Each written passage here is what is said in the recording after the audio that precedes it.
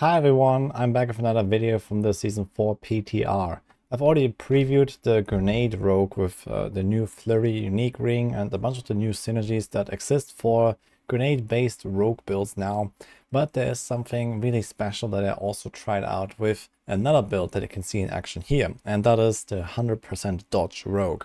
So there is a reworked aspect here, it's the Uncanny Treachery aspect that can grant you stealth when you hit an enemy with an agility skill, and then you get up to 100% dodge chance when you come out of stealth for 2 seconds.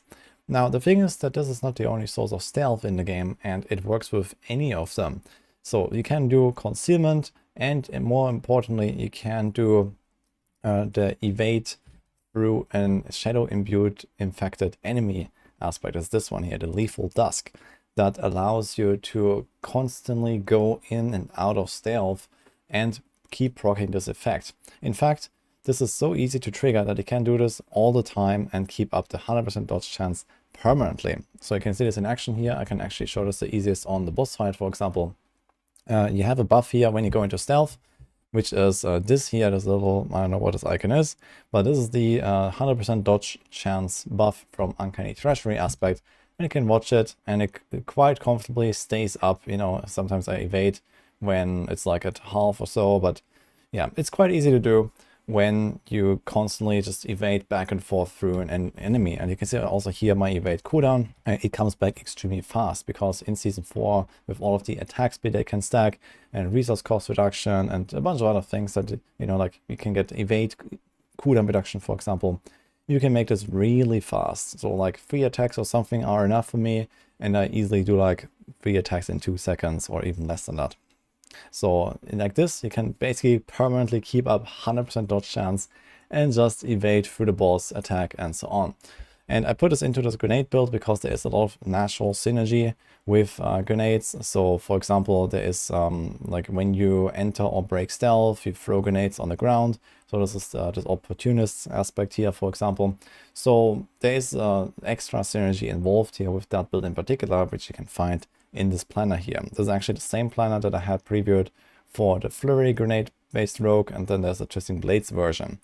If you're curious about those two builds in particular, I feel that Flurry is kind of like the stronger AoE variant and a bit easier overall, and it also can't do this 100% dodge thing that's consistently. Maybe not at all actually, because Flurry has a much longer attack animation than Twisting Blades. And Twisting Blades kind of does this 100% dodge stuff and has a bit better single target clear. So this was kind of my impression of the two variants here, if you are looking at this. But yeah, if you go through the maps like this, you actually have like pretty consistent uptime on this 100% dodge stuff. It does not 100% protect you from everything. It's not like you have like a cheat code now, because you still have to play around the stealth effects pretty precisely. And you sometimes, as you can see here, just don't have the stealth ready, because if you engage a new pack, you can't do the evade combo right away. You have to shadow imbue first, you have to hit them, you have to make sure the target doesn't immediately die, so they can actually evade through them to go into stealth.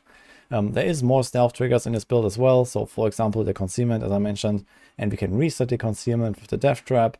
And we use death trap and then reset with preparation. And death trap itself also resets really quickly, as you can see here, from the exposure passive that gives all your traps cooldown reduction. So that's kind of like how the whole combo comes together, but you're not completely out of danger out of all the time. But for example, especially in those boss fights, it's really handy, because you can just walk in and the bosses just can't do anything to you. But even here, it's also not 100% everything dodgeable, because there's certain ground effects, for example.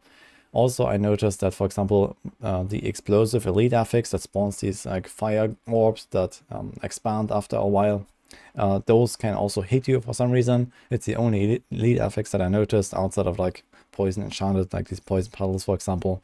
So these ground dot effects still kind of work against dodge, but it's a pretty cool and unique defensive layer that you can use in some of those rogue builds now. Overall though, I do have to say that it's not all that easy to actually go very far with the rogue so far. So I've been trying to push the pit a little bit, and I definitely had more success on, for example, the Druid with the Hurricane build, and also lately on the Necromancer with a bunch of Bone Spear and minion stuff. So I've been experimenting on other classes, and especially the survivability is kind of rough on the Rogue, but I guess that's expected. Rogue has always been kind of like one of the squishier classes. And there will be ways to solve that, I guess, if you really try, but at least for now, trying to make like these grenade builds work was a bit rough. But we'll see how the balance will actually play out in the end, and then keep you guys updated with more interesting stuff that I find. I just wanted to kind of show off this Uncanny Treachery combo here with this 100% dodge chance, because I keep a lot of questions about this from chat, and also in general, this is like one of those kind of potentially game-breaking effects basically that they introduced. And I tried it out to what I think is probably the most potential of it.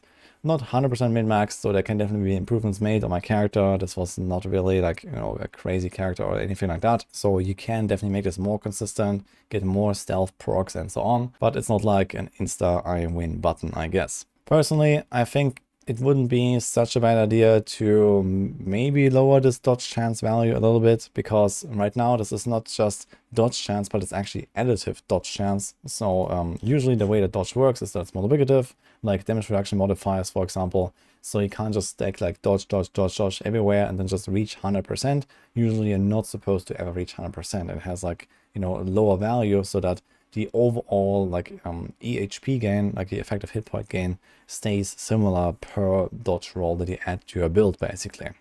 Similar to how damage reduction rolls apply. At lower and lower value, the more you have of it, the further you go towards 100%. And in this case, if you press stealth and we go out of stealth, you see that I get, well, straight up 91% dodge added to my dodge chance. Which, I mean, with this roll going all the way to 100, doesn't really matter, because this thing alone can already carry you all the way.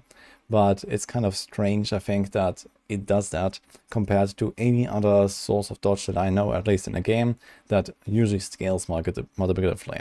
So that's a bit weird, but okay. In any case, it's a pretty interesting new tech, especially if you go all in with those stealth combos. But even without that, it can be really useful, because stealth is actually a pretty powerful tool these days on a rogue, I think, especially for the higher end content. But even in like other niche scenarios like PvP, for example, you can just press stealth, come out of stealth, and well, you can't be touched for 2 seconds at all. And that's probably more than enough to actually defeat your enemy in most cases in PvP. So there's definitely some of those scenarios as well, and PvE wise, it just makes engaging a fight much, much safer. Sometimes, you know, you have to throw down the poison trap and you have to wait for the poison trap to activate, or you have, you know, the grenades dropping and they also drop on the ground and then they explode. And those 2 seconds are actually crucial in some cases to not get blasted by a pack immediately.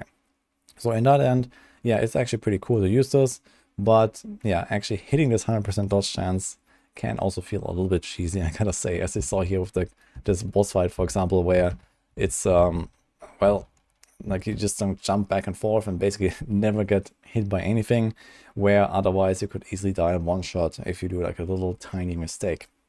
So this kind of like, you know, either you are alive or you are dead if you do that mistake is also, yeah, not really the most comfortable playstyle, I gotta say. Either way, this is what I have to share here for my next rogue update from the PTR. There's more stuff to come. I'm definitely going to be trying a lot of builds there, so stay tuned for that. And other than that, hope you enjoyed my little summary here of the dodge rogue and how it works. And let's see what we can actually make work with this when the season comes out, or if that is about to change. In any case, hope you liked this video, and see you guys next time.